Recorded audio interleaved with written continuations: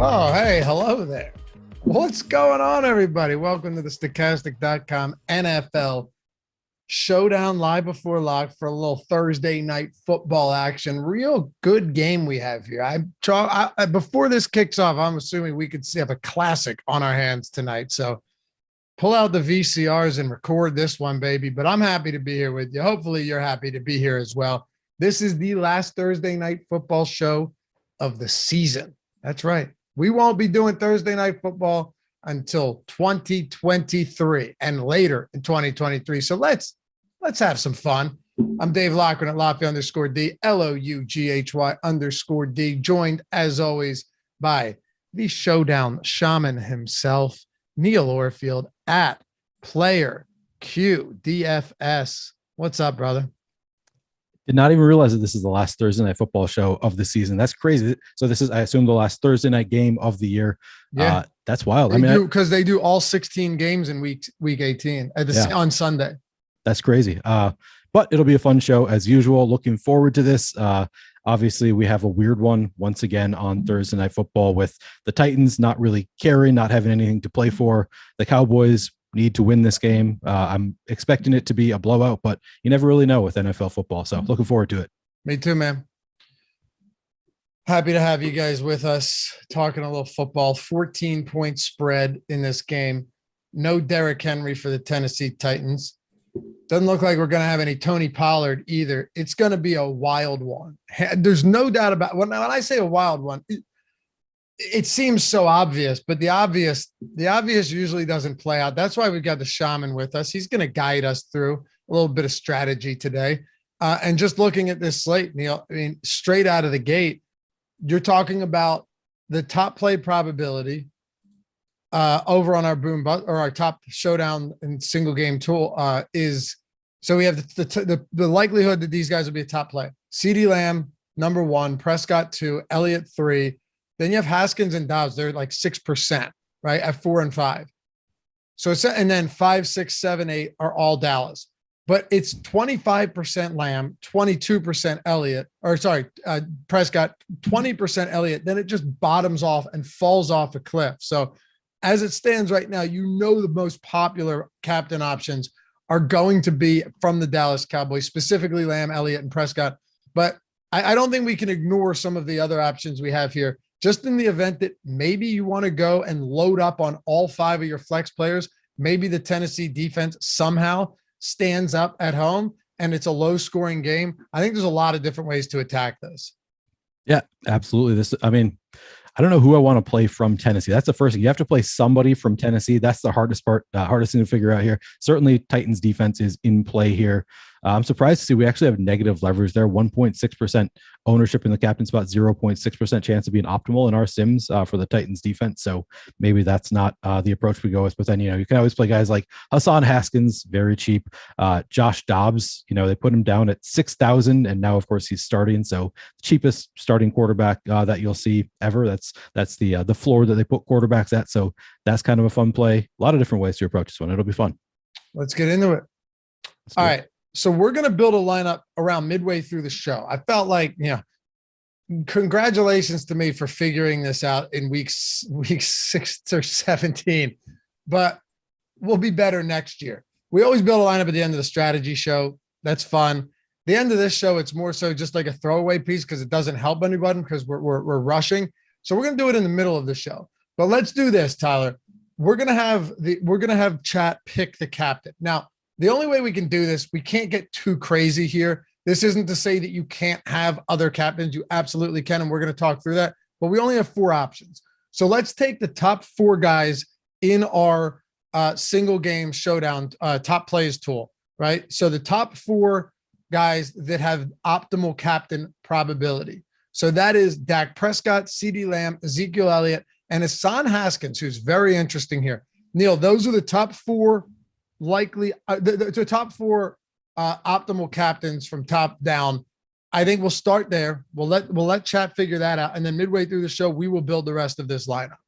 Perfect. Love that plan. Right. Let's do it. Hey, hit that thumb. We're already at 100 thumbs. It's the Neil Orfield effect. We're at 100 likes already, Neil. Is it far-fetched to say we reach 500 by the end of this show? No, I think we can do it. I think plenty of time here. We've got almost an hour left. We've got a great audience here. I think we can get to 500. Do you think the audience can find the thumbs up button? I think how many people we got here? We have 1,050 right now. More will jump in once NBA gets underway. Okay. So yeah, 50% rate. I don't think 50% of our audience is capable of finding that like button, but once the NBA audience comes here too, I think about 10% of the NBA audience will be able to find that button. So ultimately, if you add it all together, I think we'll probably get to 500 likes. All right. I love it. We're at 200 already. We got good people that watch this show. We know that. We see you guys. Subscribe to the channel as well. All right. Answer this poll. I'm not going to tell you who I'm going with, as a matter of fact. All right, it is done. I have since voted. Let's see where it ends up. It's pretty balanced so far. Want to dive straight into this little quarterback action here? Yeah, let's do it. All right, so Matt Kajeski and I did a strategy show this morning, and it was a great show. Like, we got done. We both said to each other, like, hey, good show, man. That was a lot of fun. Great information. 30 minutes later or whatever, Matt DMs me. He's like, Josh Dobbs is starting. Didn't see that coming. I did my Thursday night videos yesterday. Felt really good to get them out of the way early. Of course, I didn't anticipate Josh Dobbs starting. I had Malik Willis in there. I kind of thought that there was a chance that Tony Pollard would be out, but it was kind of 50-50 at the time. Yeah, everything kind of went against what the projections were as of last night, as of this morning. But, we've got updated projections. We can adjust with the new knowledge we have. I did say I do a picks for every game video over on OddsShopper, a betting video. And I do a Tuesday video as well for Thursday, but it comes out on Tuesday. And I did say, I was like, even if Mike Vrabel decides that Malik Willis isn't, because Malik Willis stinks, but at least he has rushing upside. So even if he does decide it, Josh Dobbs is your backup quarterback who's attempted like 17 career passes. So I didn't expect it to happen, but I definitely saw it being a possibility. And now that possibility has become reality. So comment God. Yeah. Josh Dobbs, interesting looking character, no doubt. Let's kick it off at quarterback though. Dak Prescott. I mean, this is pretty easy, right? I feel like there's certain places we're not going to have to spend a whole lot of time talking about whether they're good plays or not, but more so, where do you want to play them? How are you using them as far as stacks go? How do you feel? How comfortable do you feel having like a Dak team with a pass catcher, but also maybe a Malik Davis and a Zeke Elliott in that? That's probably going to be a lot more helpful to the audience than us being like, hey, Dak's a good play today against Tennessee. Yeah, goes without saying, Dak is a great play here. The Titans are a pass funnel defense. They're, I believe, 27th against the pass in terms of pass DVOA, much better against the run. So Dak. Let me say one thing real quick. Yep. This whole defense is out, basically. True. Yeah. So it's just going to be a bad defense in general. Yeah, that's what makes this slate so weird, right? Because there's so many guys that are inactive today. Like, I think three starting linebackers are out. Jeffrey Simmons is out. I don't know, man. But they're missing corners too. They're missing Fulton and Amani Hooker. So this could go any way. It's crazy.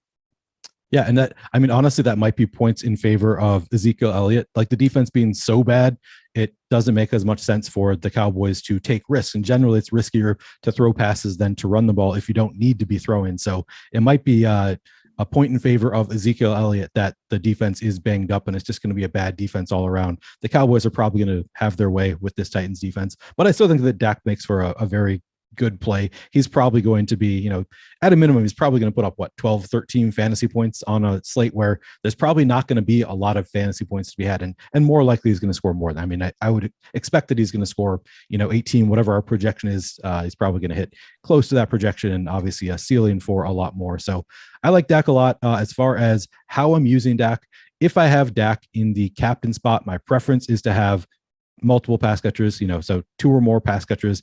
If you have Dak in the captain spot, if you have him in the flex, I would want to have at least one pass catcher from the Cowboys somewhere in your lineup.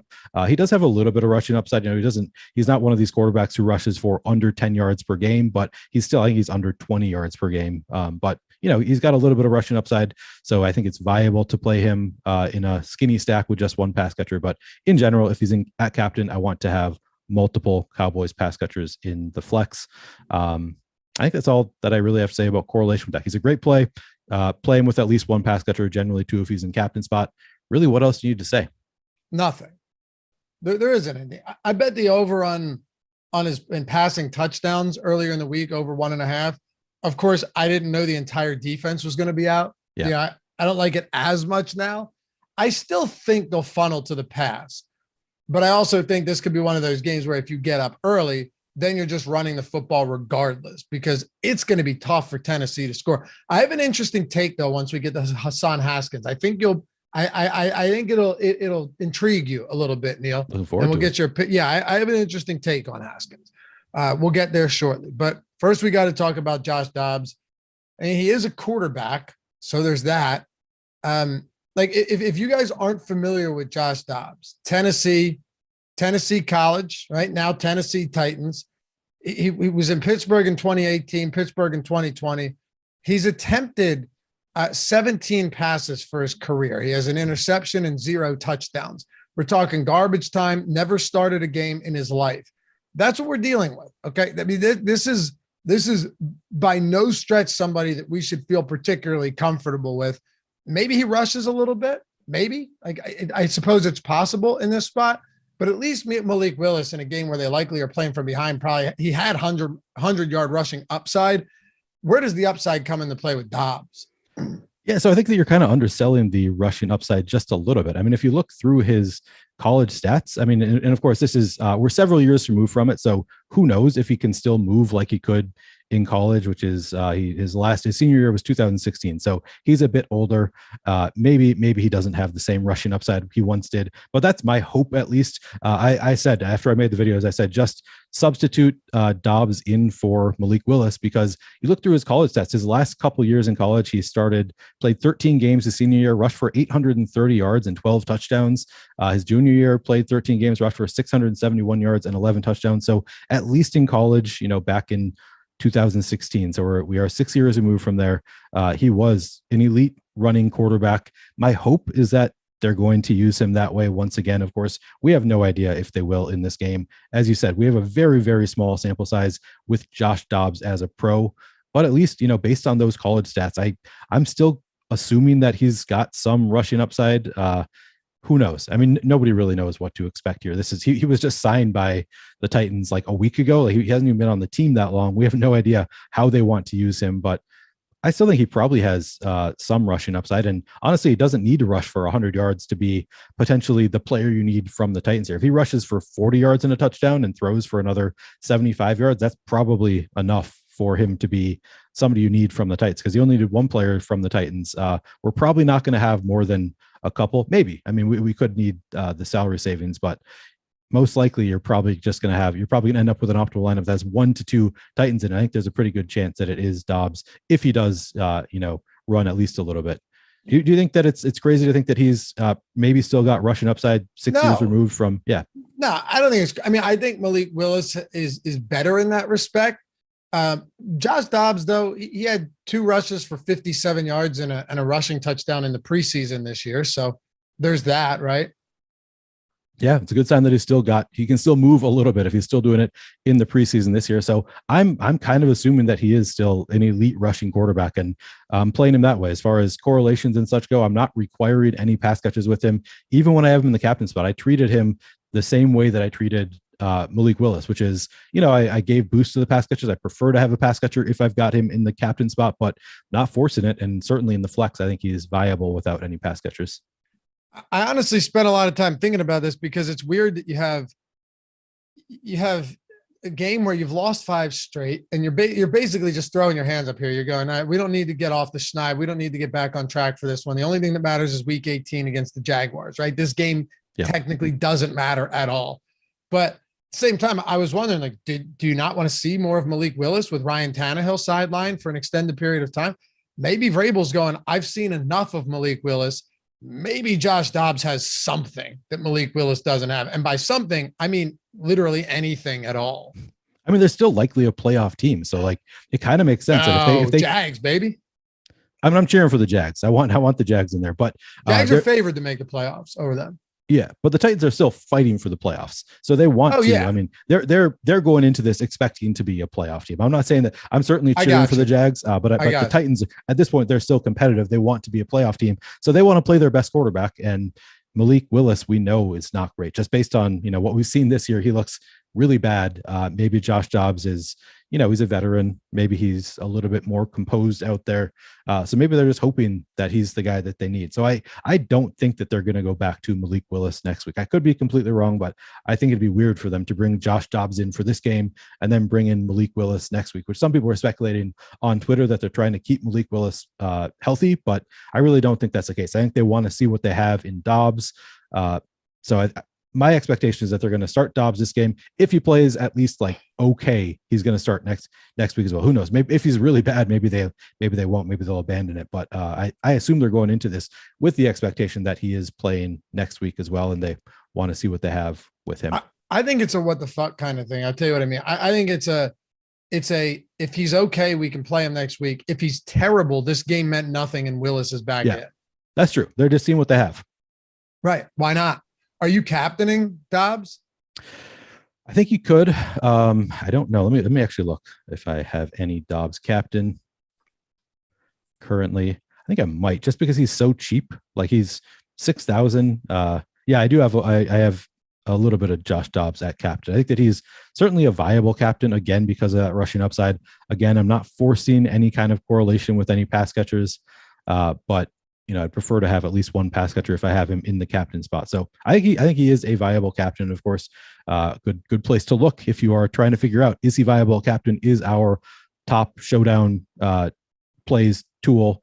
He is projected for 5.7% captain ownership, 8% chance of being optimal in the captain spot. So he actually looks like a very good captain, somebody you want to be over the weight to the field on. With that elite rushing upside, again, you need somebody from the Titans. Yeah, I think he's viable. He's a lot cheaper than, the Cowboys that you really want to captain in CeeDee Lamb, Dak Prescott, Zeke Elliott. He's a lot cheaper than those guys. Of course, more expensive than his teammate Hassan Haskins, but there is some chance that Hassan Haskins, really can't do anything against this Dallas defense. So, I think that he's certainly a viable captain. Yeah. And Shark Killer, I agree. Why would you save Malik Willis for the next? He's been so bad. I agree too. People were speculating that on Twitter. I'm taking the opposite side of that. Yeah, I think we're all on the same page. I think he can still start next week if Dobbs is terrible. This is exactly. Let's see what we have, because we have nothing. But why would you save Willis? This isn't Patrick Mahomes you're saving it immediately. There's a guy that has 0 touchdowns, 3 interceptions, 4.7 yards per attempt. Come on now. If anything, you'd want to get reps out of him if you really had any confidence that he could get better. All right, whatever. Let's move on. Talk about running backs here. I want to start with Hassan Haskins, and I have some thoughts on this game. Right, this looks to me like one of those games where, and who knows, I could absolutely be wrong. We've seen you and I have done some crazy games where the game's analysis and where the game just goes sideways out of the gate. Not making excuses. I'm saying. Sometimes these games, we just get it wrong, Yeah.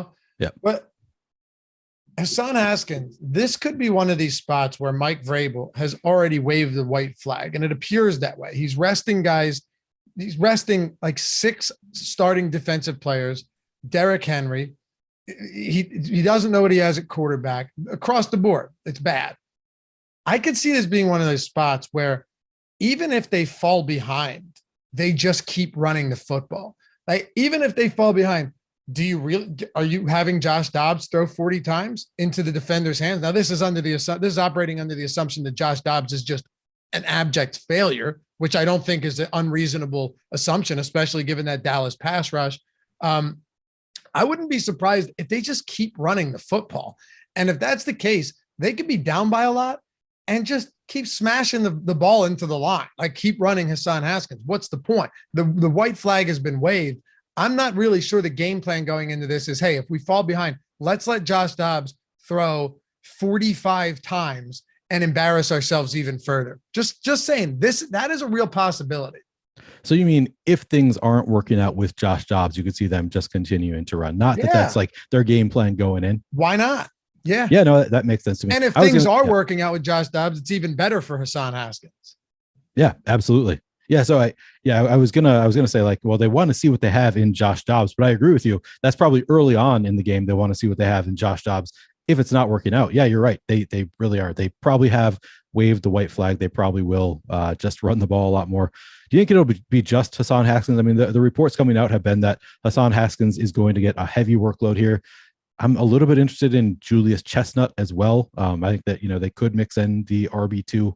But yeah, based on those reports, Hassan Haskins clearly has higher PPR upside than Julius Chestnut based on what I could find. We don't have a lot of info on Julius Chestnut, but based on the stats I could find, he doesn't appear to be much of a pass catcher, whereas Hassan Haskins much more involved in the passing game than Derrick Henry in terms of like when he is out there, he's running routes pretty consistently. So I like Hassan Haskins as a high floor PPR kind of guy, but then also he obviously has a pretty high ceiling if he is going to be, given a huge workload here. So do you think you would do some lineups with Hassan Haskins and Julius Chestnut? No, I don't know if the ceiling's there because you have Malik Davis on the other side. So you already have a minimum salary running back in a team that is favored by 14 points and has a 27-point implied total. I even if this game does get weird, how do Chestnut and Hassan Haskins both get there? And people have mentioned that in chat that Haskins isn't good. I'm not saying he's good. I mean, listen, he's the third string running back on his own team. I'm not saying he's good. I am saying he's very cheap though for a starting running back that's expected to get a heavy workload. Yeah. So a lot of people in chat keep pointing out that you can do pretty much whatever you want in this game. And that's true. Like you have basically unlimited salary here. Like everybody you want to play is relatively cheap, especially from the Titans. Like Hassan Haskins is 3,000, Josh Dobbs is 6,000. So that's one reason that you might not want to play Julius Chestnut and Hassan Haskins, just because the salary doesn't mean anything. So you're counting on both of them actually putting up, relatively big fantasy games. And it's a lot to ask against this Dallas defense. So it's a little bit thin. I don't think that I'm entirely opposed to it in 150 set, but probably not the first place I'm going, just because, like I said, you can do whatever you want. And the salary savings don't do a ton for you with Julius Chestnut and Hassan Haskins. And it's going to be tough against this Dallas defense for both of them to get there. For sure. Some good comments coming in the chat. A lot of people leaving a lot of salary on the table. Totally get that. Yep. Somebody said, where was it? I can't remember who. I can't remember where it was. Chat's kind of moving quick. But, oh, yeah, David said, I remember the last time the Cowboys were 14-plus point favorites against the Texans. Yeah, at home in Dallas. Games get weird. They do. Yeah, it's absolutely short week. It's not as short a week because they played on Saturday and not on Christmas. But, yeah, things can get weird. There's no denying that. But on paper, we have to call it as we see it. And you can do some different things. I'm not going 5-1 Tennessee stack. Like I'm not, 4-2 seems wild to consider, because if you're doing that, what are you getting into? You're going Josh Dobbs with, Chigo Okonkwo and or Treylon Burks. Man, that's not insane, but Robert Woods has been lifeless all season. Nick Westbrook-Akina is not, it's so tough to get there. And if you, regardless of what we want to say, yes, Thursday night games have been super weird. They are all the time. The NFL's been weird this year. It's just Thursday stands out to us more because we're analyzing a single game and nothing else. Like if we analyzed every Sunday game by itself on a show, some weird shit's going to happen. But yeah, I mean, would you go 3-3 line? Are you going to have some 3-3 builds? I think it's viable. I don't know that I'm going to go to, I think that I'm going to just do what most of the field is doing, which is I'm going to be pretty heavy in general on the Cowboys. So a lot of 5-1, a lot of 4-2, just with some different player selections and leaving salary on the table as a way to get different. I don't really think I'm doing a ton of 3-3. I think you could, though. I think it's viable. We have a pretty low projection on all of the Tennessee receivers, on Robert Woods, Treylon Burks, Nick Westbrook. They all have low projections, and that's because we don't think Tennessee is going to play the full game. I actually talked to our projection guys just to double check that I was reading things right, and they all have really low projections. The reason being, we're expecting them to not play their starters the entire game. But I do think that it is viable to do a 3-3 and maybe make some lineups where you assume that they do play like Treylon Burks and Robert Woods the entire game, just because if they are testing out what they have in Josh Dobbs, it's helpful to have those starting receivers out there for the entire game, to try and build up some chemistry there. So I think that there is at least some chance that they do play their receivers for more of the game. It's probably not the likeliest outcome. Probably more likely they're going to be playing like a half, or I don't know how much of the game to really expect them to play. But I think it's viable to go 3-3. Okay. And if you're going Dobbs, I don't mind pairing him with Haskins either, because Malik Willis is just poison when it comes to targeting running backs. Poison to targeting anyone for that matter. Yeah. And Dobbs might be too. Probably is. I mean, listen, we have a pretty good idea of who he is. Usually you're discovered by now if you've been in the league for got out of college, 2017 was it? 16? Yeah. So whatever. But I have no problem with Haskins, though. I don't. I think it's very possible that he just has a heavy workload and volume alone could get you there. We'll get to the wide receivers, but first we got to talk about this other side.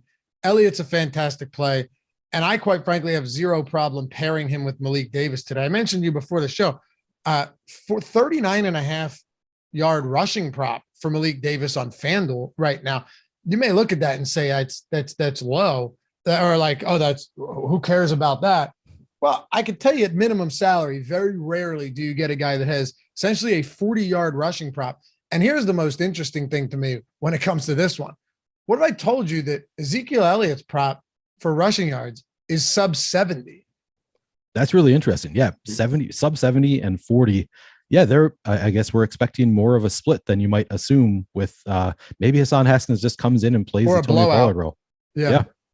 Sorry, not Hassan Haskins. Malik Davis comes in and plays the Tony Pollard role. Yeah. So Elliott's at 63.5. Davis is at 39.5. That's wild. Yeah. That's and your boy Dobbs close. is at 25.5, by the way. That's not a bad number for a quarterback. Yeah. So, I mean, we're still seeing Vegas expecting some rushing upside here. Yeah, I'm with you. You can definitely play Ezekiel Elliott and Malik Davis together. I'm contemplating. So I'll say this. Ezekiel Elliott, I think, is just a smash play. He projects really well. He is probably going to get the bulk of the carries for the Cowboys, despite that. That is a really low rushing total, which kind of, eats into my confidence a little bit about Ezekiel Elliott, because I'm just expecting him to, get 20 carries against a defense that he should be able to tear apart. He's only 8,800. I still like Ezekiel Elliott quite a bit, but Malik Davis is somebody that I have a lot of interest in. He projects extremely well point per dollar. You don't often see players who are the minimum salary with a projection north of 9, which is what we have him at. He just projects extremely well. We're expecting him to have a pretty heavy workload. I also have some interest in Quadri Ollison, who was called up from the practice squad, just because it's going to be a little bit hard to get different on this slate.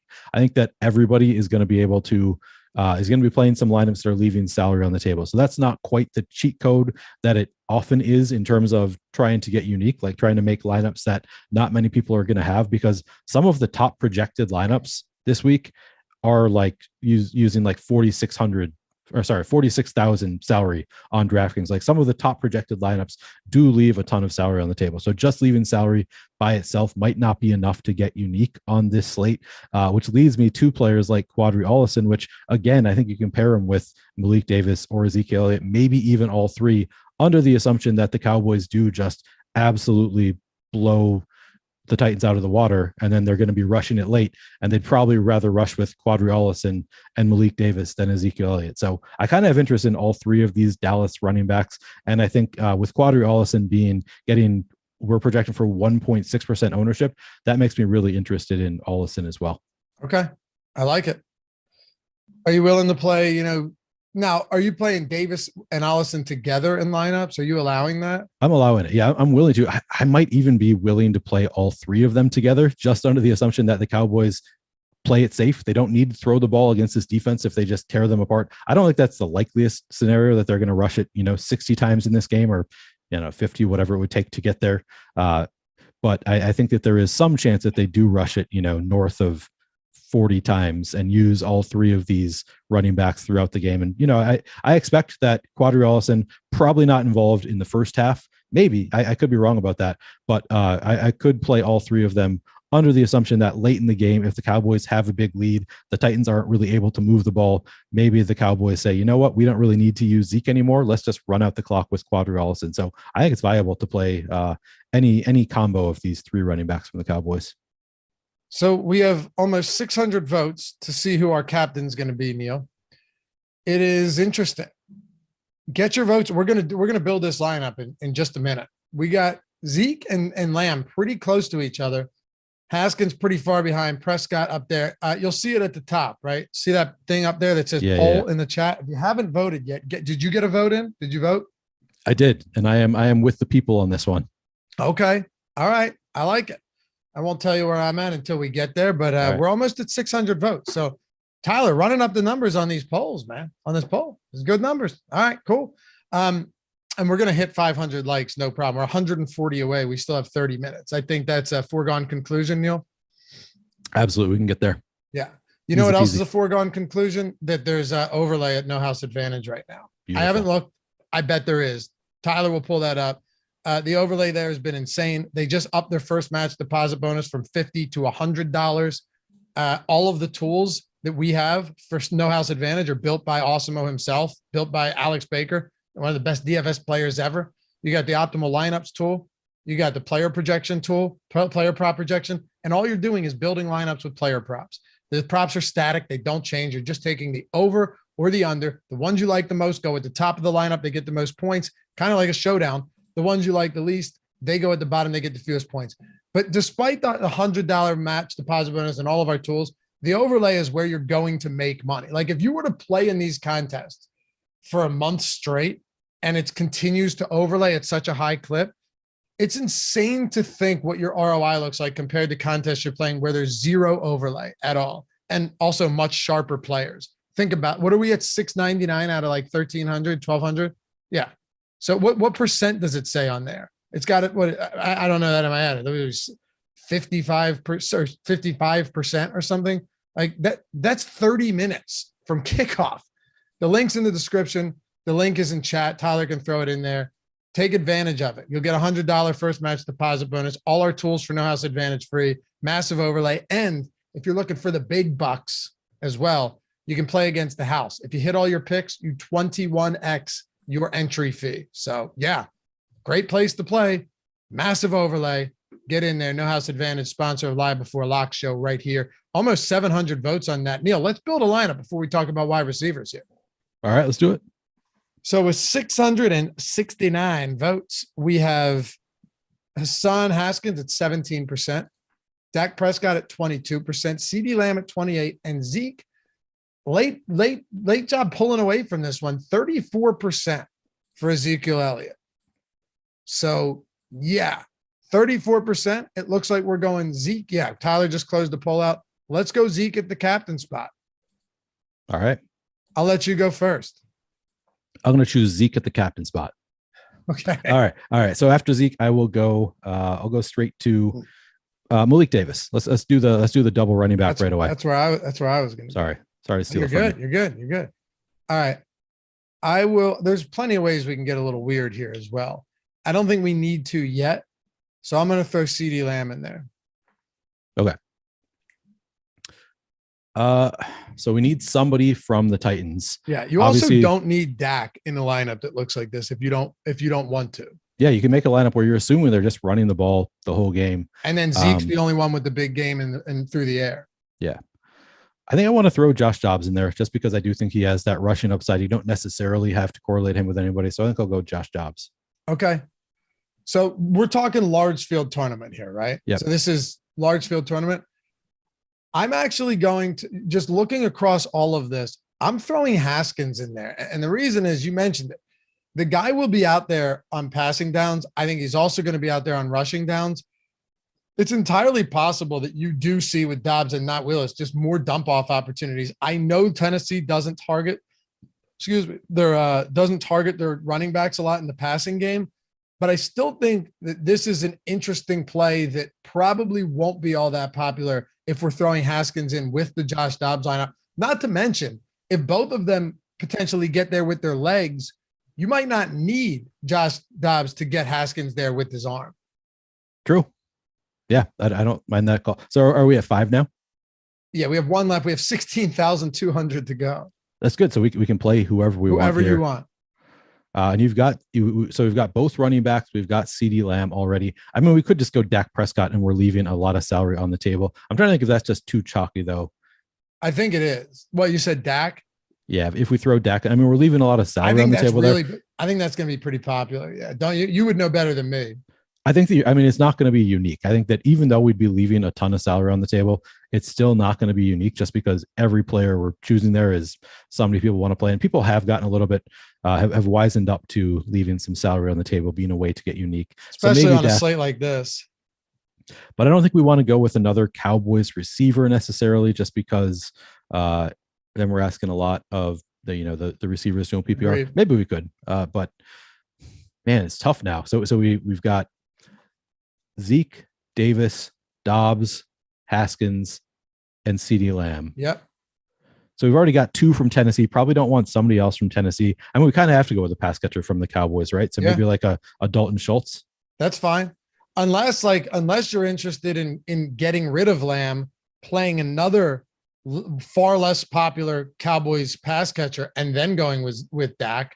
I wouldn't mind doing that. I probably would like that lineup a little bit better. From a tournament standpoint? Yeah, I would probably rather go with Dak instead of CD Lamb and then go into, I don't know, who do we like from the Cowboys pass catchers? Let me take a look real quick. And we can go with literally anybody times. T.Y. Hilton. I mean, he only played like 12% of snaps. He keeps insisting though that he's ready to go, that he could play more. I know. All right, who else we got from the Cowboys? That's low. But in a game with such low projected pass volume, I worry about. I hear you. Brown, Gallup, Schultz. What do you think? I mean, we could just go to Gallup. Gallup is only getting 22% projected ownership, and he's the wide receiver too. So I think we're still probably contrarian there playing Gallup. That differentiates us a bit, right? Because most people are going to Lamb there for sure. Right. Exactly. Yeah. All right. Cool. Let's lock her in. See how she does. There's your lineup. That's a large field tournament only, by the way, for anybody who's thinking about playing a smaller field. It's very much a large field tournament lineup. Yeah, don't play that in like a single entry. Darren Singletary said, "Why no Dallas defense?" You certainly can. Good. That's a good question. We could have. I think with this lineup, it's weird though because if Dobbs and Haskins get there, it's very possible that they just run a ton and don't throw the football a lot. Right. And that takes away, that pick six opportunity, the sack opportunity if there's fewer dropbacks. So really, you just have to play each lineup telling yourself a story here. And this one kind of says, we think Tennessee could just try to run because they have nothing else. Yep. All right, cool. Do we want to do it? Somebody asked for a FanDuel one. Do we want to do that too? Or you want to build a FanDuel lineup? We can just do one real quick. Yeah, let's build a FanDuel lineup. Then we'll talk wide receivers and tight ends. All right. Let's do it. Hold on. I have to verify that I'm a human on FanDuel. Press and hold for 48 seconds here. 1 second. Let's get there. And we're in. All right. Access. So can you real quick, very, very, very quickly, just explain why FanDuel is different than DraftKings from a showdown standpoint? Yeah, so the biggest difference on FanDuel is you don't have a salary multiplier in the MVP spot. So on DraftKings, for the captain spot, you pay 1.5 the usual salary for the player, and then you get 1.5 their fantasy points as well. On FanDuel, you don't have to pay any more. You still get 1.5 times their fantasy points when they're in the MVP spot, but you don't have to pay 1.5 times more. So generally, it doesn't make as much sense to go to the really weird guys, like the cheap guys, like a Josh Dobbs. He's not the best example because Josh Dobbs is probably a fine captain, but probably, guys like Malik Davis, you don't necessarily need to go to on FanDuel to save salary. He's still not the best option because I actually think he's maybe a fine player there, but you don't need to save salary by playing a cheaper player at MVP because there's no salary multiplier. Typically, you go to the higher projected players, the player that you're expecting to put up the most fantasy points rather than the guys that you're saving salary with in the MVP spot. It's also half PPR, so it's a little bit more viable for a quarterback to be optimal without bringing along multiple pass catchers. So like on FanDuel, I'd be more likely to want to play Dak Prescott in the MVP spot with just one pass catcher in the flex, whereas on DraftKings, I prefer to have two because it's half PPR. So, there's not as much of a bonus for the pass catcher on passing plays. And also there's only 5 players per lineup instead of 6. So there's actually a number of differences there. All right, let's do it. And somebody said that single entries can be large field too. I know, just not nearly the same on a showdown slate. But if it's a single entry with 100,000 lineups, I'm totally fine playing a large for field sure, like the lineup we made. Like it's true. It's more about the size of the field rather than the number of. Agreed. I use that as an example because like the $50, the $15 ones, like those are not large field. They're typically content. not large field. Yeah. Yeah, and it's maybe like the $1 single entry. Sure, that could make sense. All right, let's do this real quick because I want to get to wide receivers here. Who do you want to play at the MVP? We'll run through this, see what we can come up with because you're not paying extra salary. Not that it would matter on this slate. So I don't think anybody is going to play Josh Dobbs at MVP. He's 5,000. He's so cheap. And so it's easy to want to play him in a flex spot. I think I'd like to go with Josh Dobbs at MVP and just, hope for, I don't think it's likely to work out, but my guess is that he is likelier to be optimal at MVP than the number of people will play him, just because nobody wants to click the $5,000 player in the MVP spot. And I think that if he does spike that rushing upside, he's viable in the MVP spot. So it's unlikely, but I think for a large field GPP, it might make sense to go there. You're a crazy man, but I like it. I know I am. We have him with 16.8% leverage. We have him as a optimal captain 12.6% of the time with only 8% captain ownership. So there is leverage there. There's leverage. This is on FanDuel. So, sorry, MVP, not captain. I'm throwing Zeke in here. Yep. Makes a lot of sense. I mean, you really can do anything you want on FanDuel as well. Might as well throw Dak in there. All right. Let's go a little different with this one since we have an insane MVP. I'll go CeeDee Lamb, and then we have 9,500 left over. If you want to try and get a little bit different here, I'm more than open to that if we're talking large field. Yeah, so I think that now I've got Dobbs in the MVP spot. We don't have any pass catchers yet from Tennessee, which again I think is fine. But I think I'd still prefer to have someone. What about Chigakonku? I know you had the big call out the other week when he had the big game. You loved him all week, and then he had a big game. I think that he could still be viable here, and he's a guy that we know can make some big plays. So let's go. Yeah, he's a monster. Just can they get the ball to him downfield, or can he rip something off after the catch? Let's do it. All right, Dobbs, Elliott, Prescott, Lamb, and Chigakonku. And if you guys we're going to talk wide receivers right now. We'll do this quick, Neil, so everybody has time to get their lineups solidified. If you guys are, looking at these tools and wondering how you can get involved, maybe you saw the price and you're like, it's a bit much. All you need is $10 and 2 minutes of your time, because we got the MGM link in the description and chat. Meaning, if you use that link, sign up at BetMGM, put $10 down and bet anything, any game. Just don't do odds boost. I'm sure you don't think that works. It has to be like a game or a side or a prop. If it doesn't matter if you win. Once that bet settles, you're getting 2 free months of Stokastic Plus Platinum, $240 value. And consider this.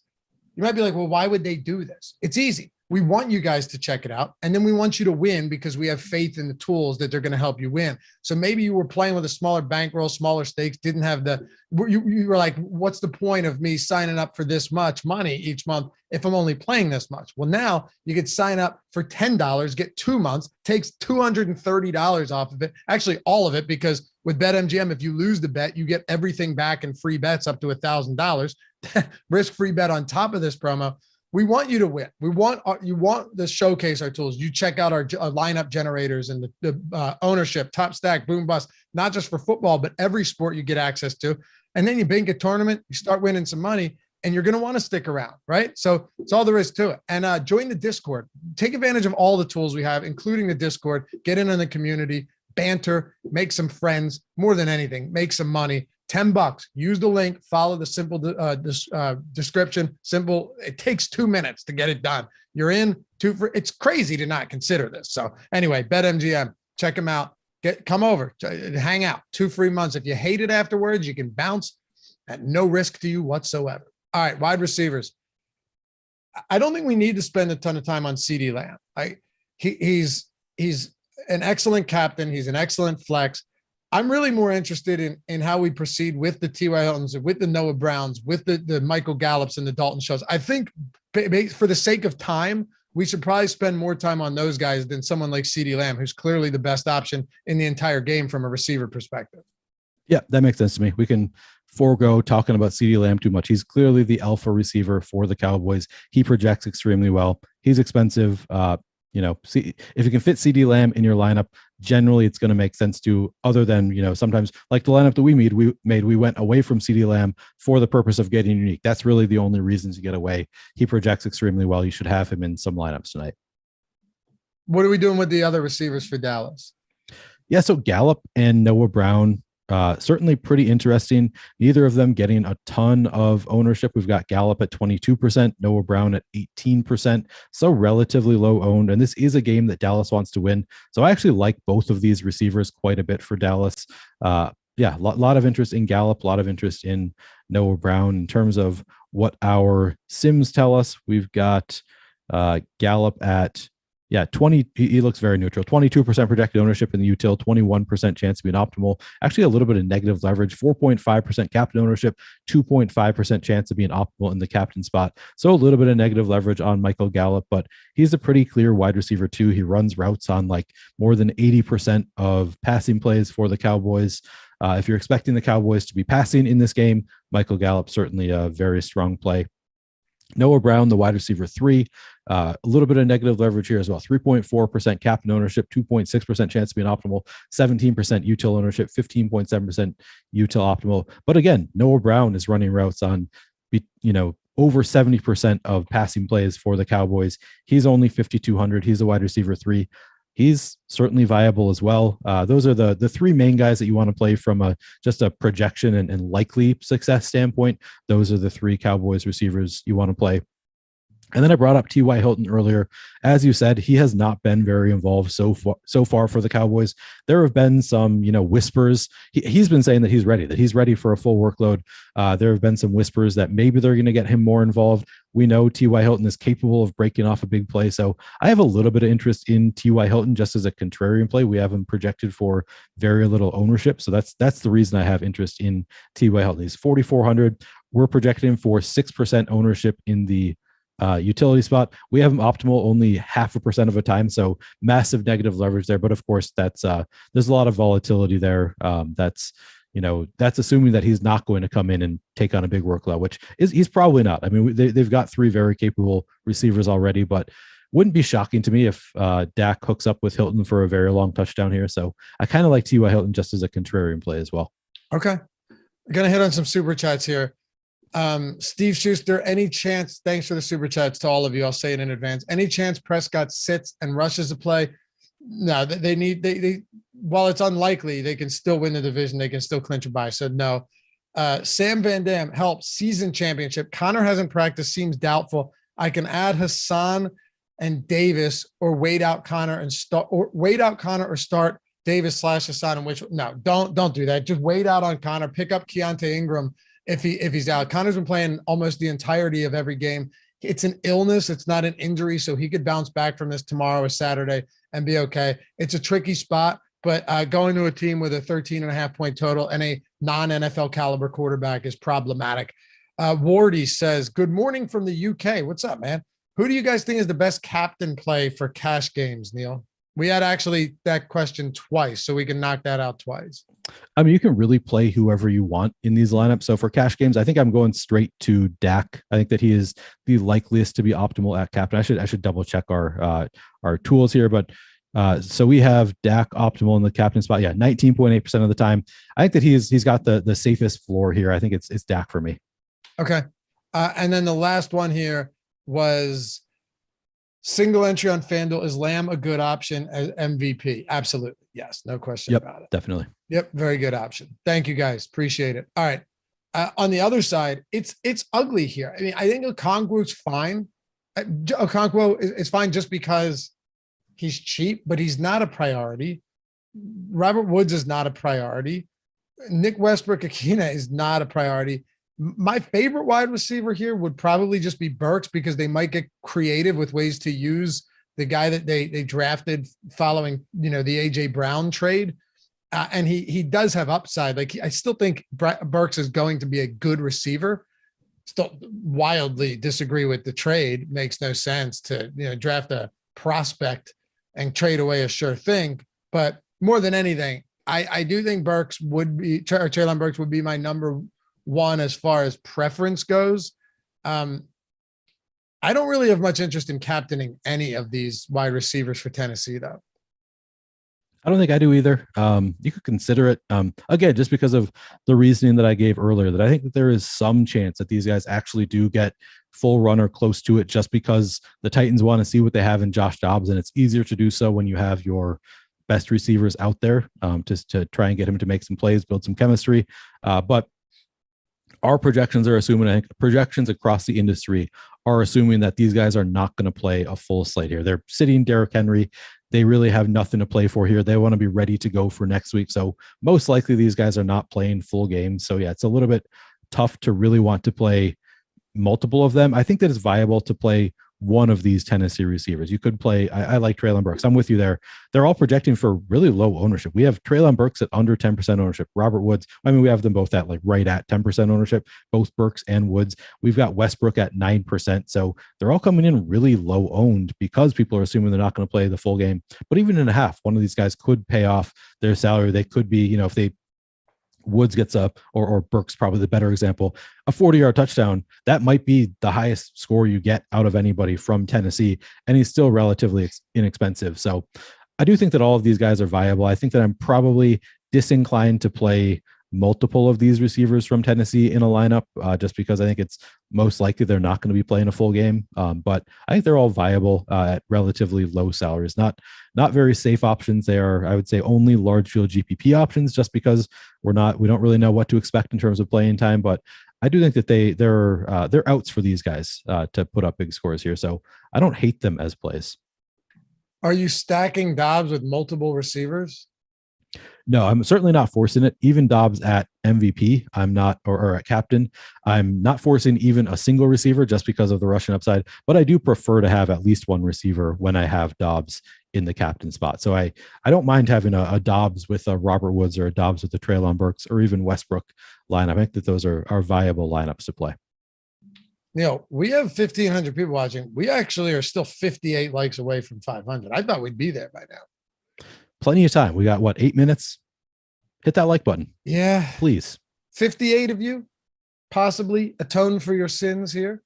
Help us placate the YouTube overlords. Make our lives a little easier. Make it so I can go downstairs and look my wife and kid in the eye without getting my shit thrown in the front lawn because I couldn't get there when I said I would. That'll be your fault. That will be all your fault. And I wouldn't blame you. But there we go. Over 500. Beautiful. Boom. Thank you. All right. Let's talk about tight ends. I think we've pretty much mixed in here. I'm not too worried about Austin Hooper, Dalton Schultz. Do you want to get into that, or how do you want to make use of our timers? Do you want to talk about how we want to use these defenses and kickers? Yeah, so defenses and kickers probably more interesting. I mean, what are we doing with tight ends here? I think Dalton Schultz is by far the highest projected. You can mix in some Chigakonkwo. We did in our FanDuel. I think he's a viable play, similar to the receivers that we talked about. I think that Chigakonkwo is somebody that, one play could pay off that salary. So don't mind it. If you want to go to an Austin Hooper or Jake Ferguson just as contrarian options, I think that they're viable. Maybe even Jeff Swaim at 1% ownership is somebody I consider. But, outside of Dalton Schultz, none of these guys are anything but large field GPP plays at tight end.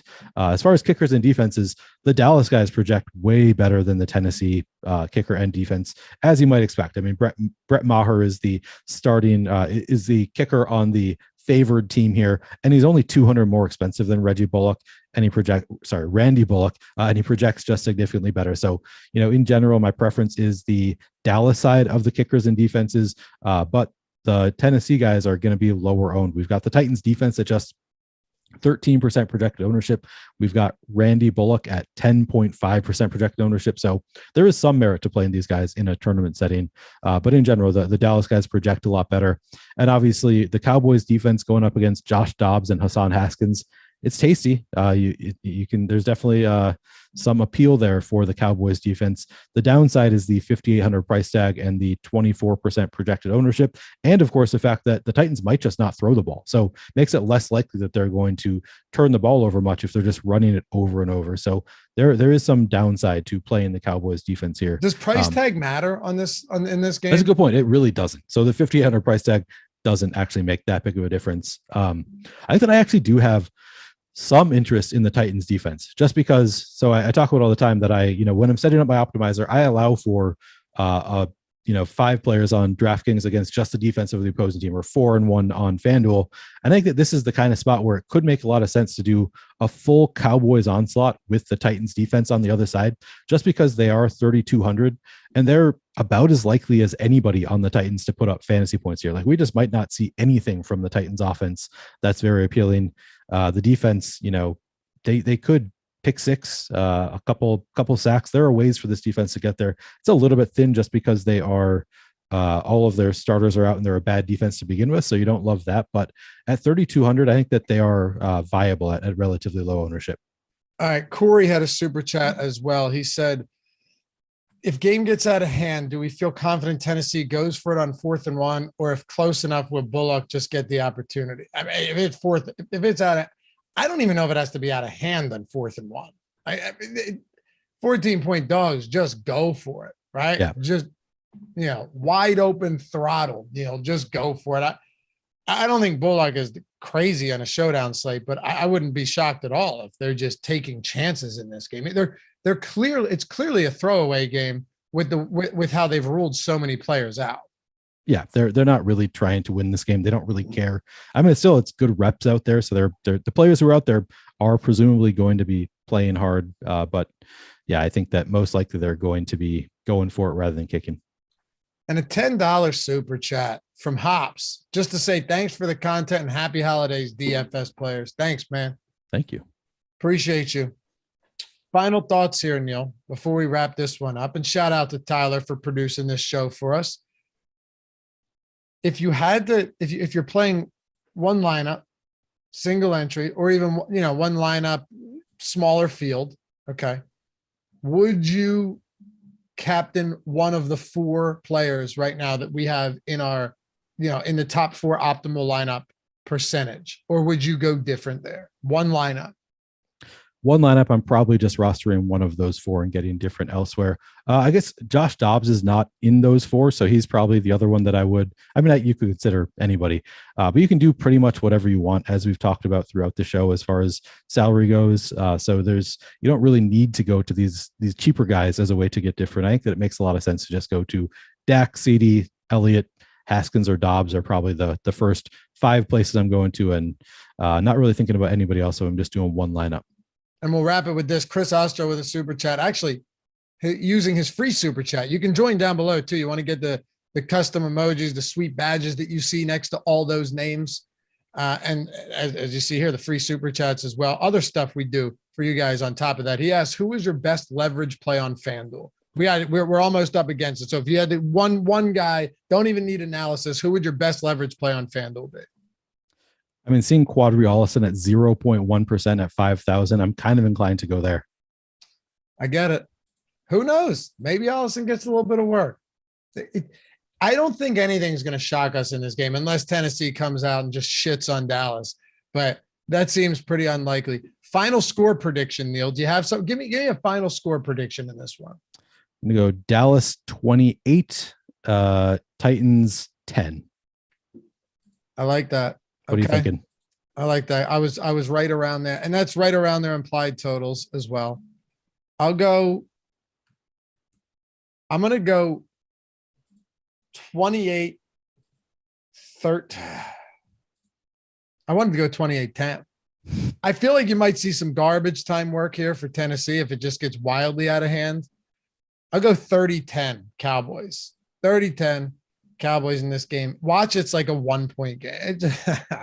Yep. It happens all too often. Appreciate you guys. We love you all. Thanks for hanging out. Good luck tonight. We are all going to need it.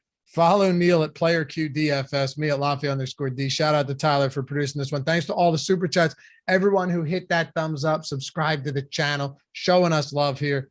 You're the best. You help us keep the lights on. We'll see you back here for the next one. Not Thursday night, but Sunday. Peace.